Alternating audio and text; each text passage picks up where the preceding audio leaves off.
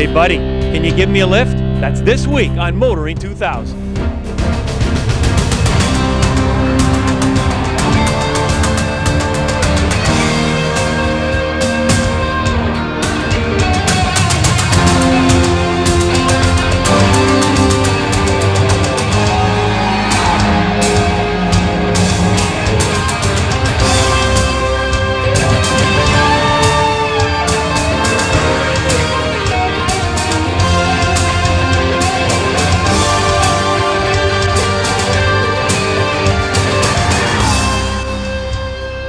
TSN's Motoring 2000 is brought to you by Quaker State Motor Oils, formulated for the vehicles you drive and the way you drive them, and Midas Car Care, the way it should be.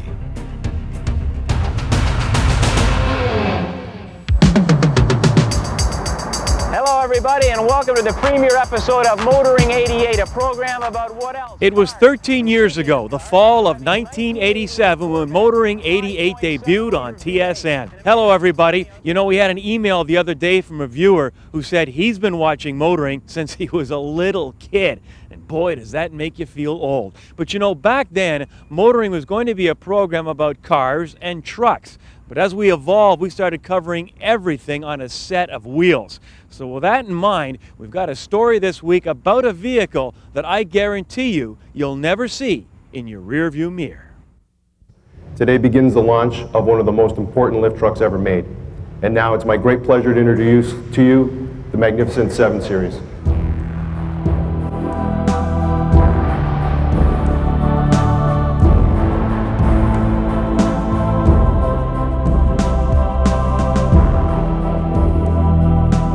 What we're looking at here in terms of technology and safety is the 2 major breakthroughs. One is an active mast function controller, and the other being an active control rear stabilizer, which makes up what we've called our system of active stability, or SAS.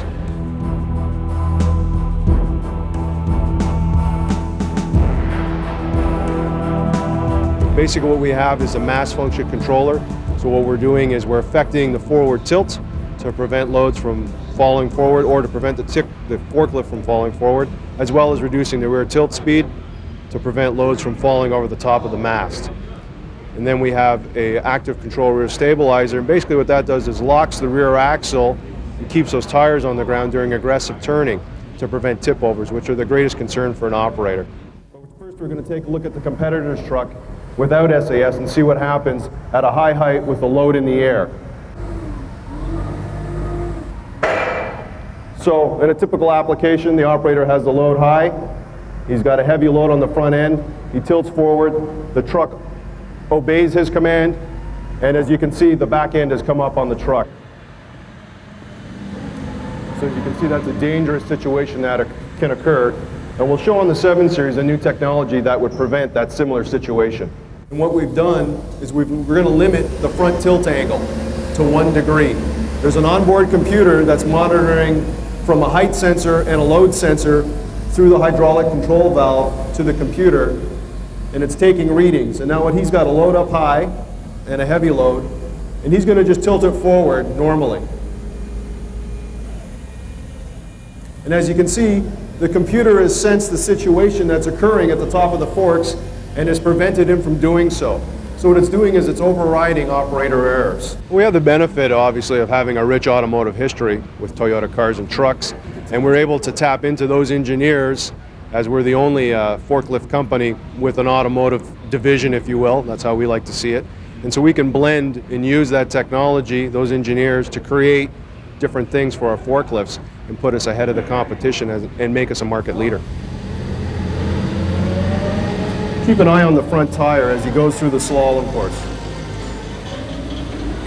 As you can see, the truck, because of the axle pivoting in the middle, the front tire wants to come off the ground when turning aggressively. And this is something you'd commonly see in a warehouse when the operators are driving, trying to get that last load out the back door. Now Ned's going to perform the same slalom course on the 7 Series.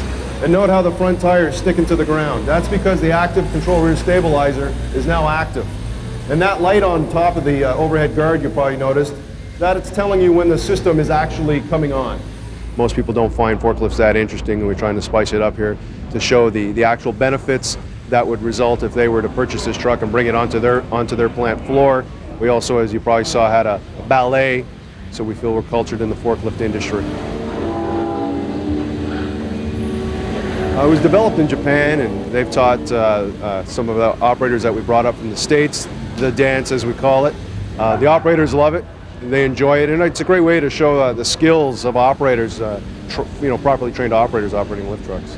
Ned and I started out, I met Ned in a grocery store. We worked at the grocery store together, and look at us now, we're doing ballet. Who would have thought? It's fantastic. I actually was very surprised at how well it handled it. It was very smooth.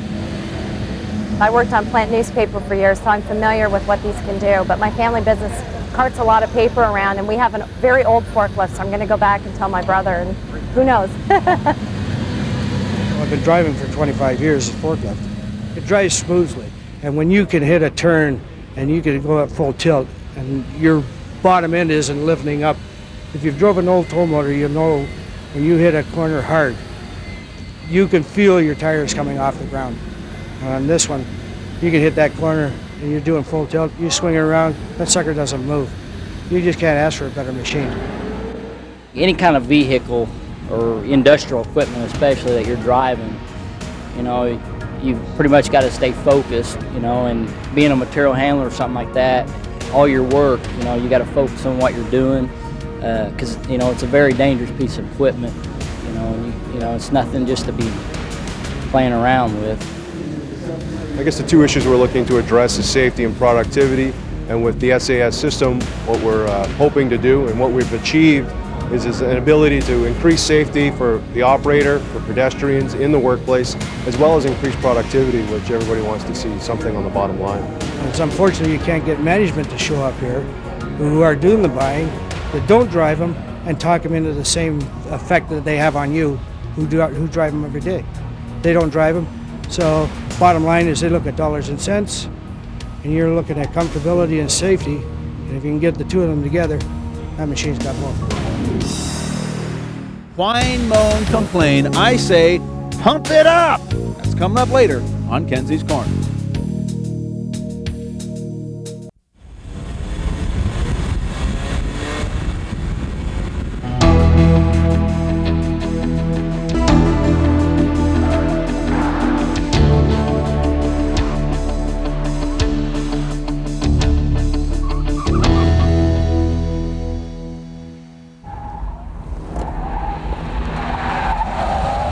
It's 30 years old and the most successful nameplate on the NASCAR circuit. On this edition of Test Drive, we take a look at the all-new 5th generation Chevrolet Monte Carlo. The Monte benefits from a stiffer structure that's tied together with a new aluminum front subframe. Its function is to provide a stronger platform for the powertrain steering and suspension. Suffice it to say it has the desired effect, as the vagueness of old is no longer an issue. The fully independent McPherson strut suspension delivers a comfortable ride whilst providing decent handling. Through the pylons, the Monte Carlo proved to be remarkably balanced for a large, fairly heavy coupe. Body roll is kept to a minimum, and considering the weight bias towards the front end, understeer is benign. Over and above that, the use of roll bars front and rear, a steering setup that delivers good feedback and positive turn-ins, and a large set of 225/60/16 tyres delivers a package that's very easy to live with. In an era where most manufacturers are sticking as many camshafts and as many valves under the hood as they possibly can, the General is standing pat, using but 2 valves per cylinder and only 1 camshaft to drive the whole 9 yards. Now, some may argue that gives you a less sophisticated engine. On the other hand, if it does blow up, you've got fewer components to replace. I say if, because this engine has proven to be all but bulletproof. The base 3.4 litre engine and its 180 horsepower and 205 pounds-feet of torque deliver crisp low-end performance and decent passing power. Those into a little more should opt for the SS and its 200 horse 3.8 litre 6. The only tranny offered is a smooth shifting 4-speed automatic that delivers prompt kickdowns and nicely spaced ratios. Well, GM have stretched the wheelbase by about 3 inches on the Monte Carlo, which gives you more rear seat legroom. Gaining access still requires a degree of agility, and even if you happen to be this size, you can still hang yourself on the seat belt on the way back there. It's just a part of life with a coupe. The brake system has long been a bone of contention with many of the General's cars. The Monte's four-wheel disc brakes and full anti-lock are significantly better than those of the previous car. The pedal is easily feathered and at the max returns stopping distances that measure just 109 feet from 80k. While the instrumentation, radio and climate controls are all quite attractive and certainly very logically laid out, there's a problem. The dash and the center console are dominated by a black and I'm afraid rather cheap looking plastic. The second problem, every time you go to back up you look for support from this seat and it just doesn't deliver. It's in need of a much better lock to keep it in the upright position. Quibbles aside, the Monte Carlo comes fully equipped featuring air, power windows, locks and mirrors, plus a decent audio package and cruise control. The newest Monte is without question the best Monte yet. It delivers a stiff chassis which yields good road manners and it's got the performance to equal. Sadly though, it's not the full Monte because of the interior.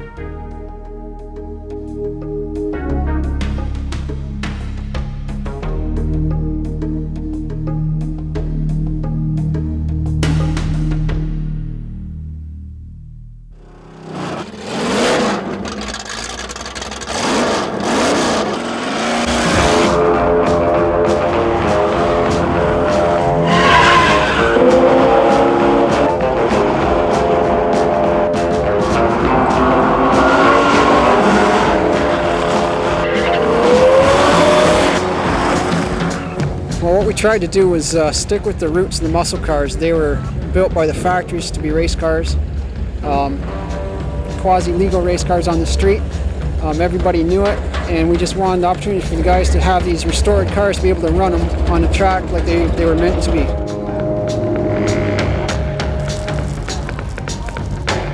Muscle car is a car that's probably got too large an engine for the body, and they were street legal race cars almost. Generally production figures are quite low on the cars, and the value, what makes this meet special is the value of the cars you'd think wouldn't justify racing them. But they're racing them, the values are there, and yet they're still racing them. Like they're running the risk of wrecking a real expensive car, but everybody just has fun with it.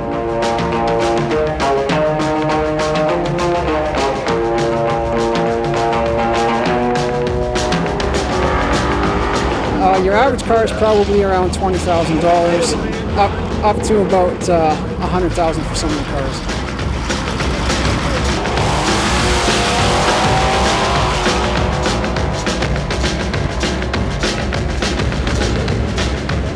So I don't understand this. So we got big time drag racing here. You're sitting here in a cigar. What's going on? Hey, you got to have your toys, you know. Come down. I've got a whole bunch of race cars that I sponsor, and I got to have a toy myself, you know. What are you driving here? It's a 1992 Lincoln LSC. Is that what's nice about these drag races going out in the country like this one? That anybody can hop in their car and just see how fast they can get it going? That's the magic of drag racing. Anybody can bring their car in off the street and go out and have fun, and they set their own time, they dial their own handicap, they're racing against themselves, basically. You don't have to worry about the guy in blue either. No, the guy in blue, he doesn't worry about this stuff. He just waits for you out on the street when you leave.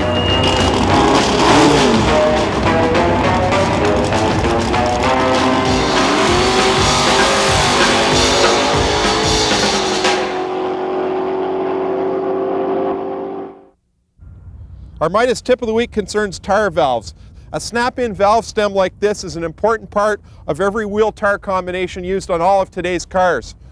With tubeless tires, a valve stem like that is found on every single wheel and tire on your vehicle. Now, what you want to do when these things are being serviced is make sure that you get the correct length. They come in 3 different lengths, and it's very important to get just the right length. You want them to project just past the wheel trim ring or wheel disc, but you don't want them to stick out too far such that they'll get crunched against the curb on the right side of the vehicle, because when that happens, they're likely to deflate, or the next time you adjust the tire pressure, the valve will stick in if the valve stem becomes bent or damaged. Now, when the tire is serviced or replaced, the valve stem is generally always replaced, Or if you've got a leakage problem that you can't pinpoint, think about changing the valve. And under no circumstances should you use these valve extensions. In our Canadian climate, they're bad news and they're apt to cause your tire to leak at the worst possible time. That's in the winter time. I don't suggest that you use these. One other thing, if you look on the back side of the wheel disc, you'll quite often see a little diagram showing the valve stem, and that's the location that you orient the wheel disc in when you put it back on in order to get it on properly. That's your Midas tip of the week.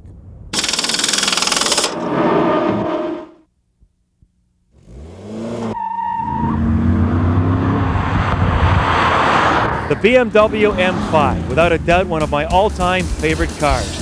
The new 2000 M5 marks a return to North America after an 8-year absence. But with the popularity of luxury cars, BMW just couldn't resist bringing it back. Under their hood, a 5-liter 32-valve V8 that produces 400 horsepower and 368 pounds-feet of torque at 3,800 RPM.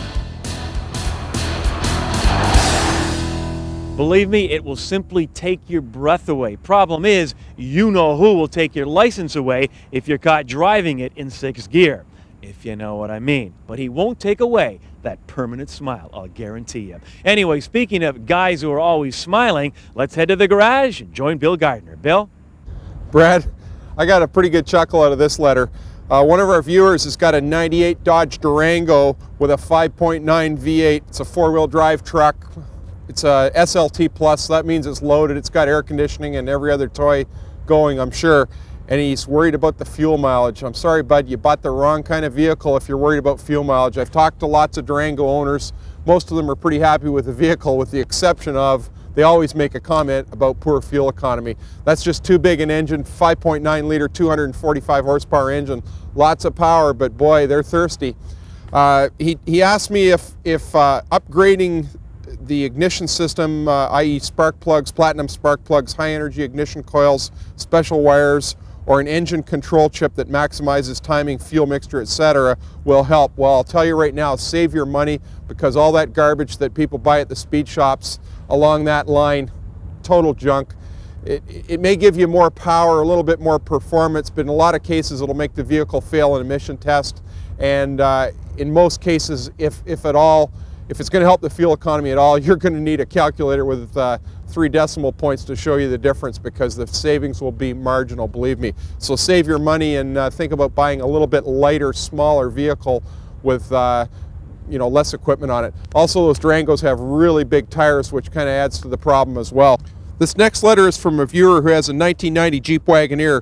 He had his rad flushed in the spring of '99, and again they're recommending it be flushed again because he's got some rusty stains in that cooling system.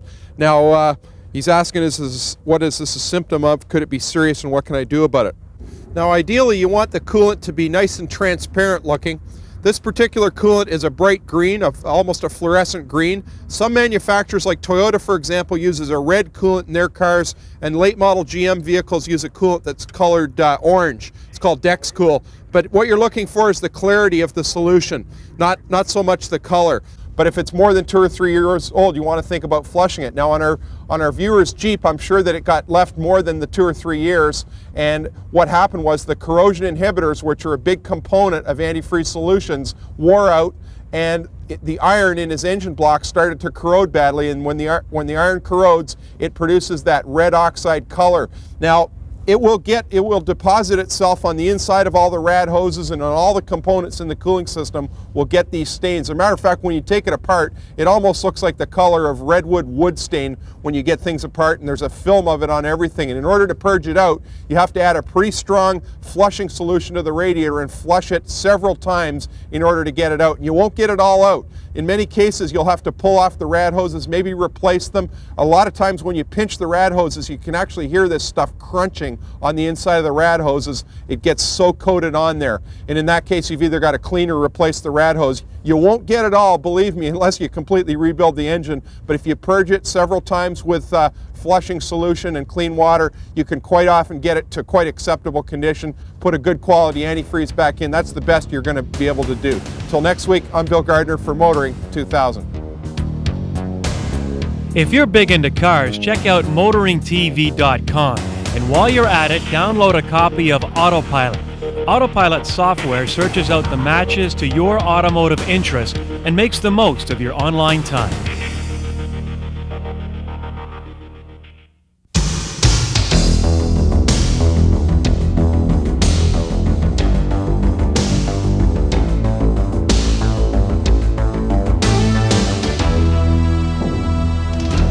Well, it looks like Canada has a new national sport. Instead of hockey, it's complaining about gasoline prices. The CAA appears to be on the verge of organizing a protest march to Ottawa. The politicians are complaining about the gasoline companies.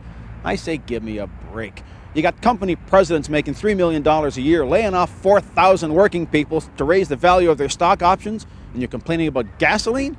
Now, I know I told you this story a couple of years ago, but it's worth retelling. I saw a woman paying for her gas in a self-serve, and she bought a half a liter of Evian water. Now, at the time, gasoline was about 65 cents a liter. She paid $1.50 for half a liter of water. Some guy in France turned on his tap for 3 seconds. They ship it across the ocean, like we don't have any water in Canada, and she's complaining about the price of gasoline? No wonder Evian spelled backwards is naive. Well, Canada actually has cheap gasoline by international standards. It only looks expensive because we're right next to the United States, and of course, they're living in a dream world down there. Now, if they just took the price that they pay for their military and applied it to the cost of gasoline, it would be a different story. I mean, you think the Americans would have spent $87 quadrillion bombing Iraq back into the Stone Age if Kuwait grew Brussels sprouts? I don't think so. And even as it is, the price of gas is starting to creep up in the States. And I saw a news report the other day. They were interviewing people who were filling up their Exxon Valdez sport utility vehicles, and they were whining about the fact it cost them $100 a week to ferry their kids to soccer practice. Now, wait a minute. If the price of gas goes up and they get rid of their sport use and get into passenger cars, I say raise those prices. I'm Jim Kenzie. Before we go, just a reminder that in a few weeks we'll have our annual Car of the Year program. We'll check out the new crop, select our favorites in each segment, and then pick our overall Car of the Year. And we've thrown in a little twist this year, so don't miss it. And incidentally, as you know, we air several times during the week on TSN, so for an up-to-date schedule, check out the Motoring webpage. Well, that's it for now. We'll see you next week as we continue to bring you more stories about cars and people who drive them. TSN's Motoring 2000 has been brought to you by Quaker State Motor Oils, formulated for the vehicles you drive and the way you drive them, and Midas Car Care, the way it should be.